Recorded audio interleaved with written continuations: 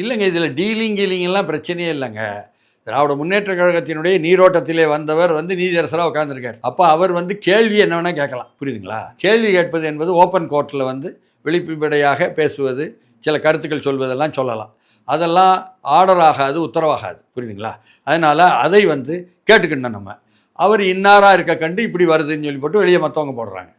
ஆமாம், இன்னார் தான் தெரியும், அவங்க வீட்டு கல்யாணத்துக்கு போனேன், நான் எனக்கு எல்லாம் தெரிஞ்சவங்க தான், அதெல்லாம் வேறு விஷயம். அது அப்படி பேசியிருக்கக்கூடாது. அப்படி பேசியதை பயன்படுத்துவதற்கு இவர்களுக்கு வாய்ப்பாக போச்சு இந்த தரப்பு. எது எப்படியோ ஆட்சியில் அமர்ந்திருப்பவர்கள் பொறுப்பேற்க வேண்டும் என்பதும், காவல்துறை பொறுப்பேற்க வேண்டும் என்பதும், காவல்துறை இப்பொழுது செய்வதெல்லாம் வழக்கு போடுவது நியாயம் என்று சொன்னால், அவர்கள் அங்கே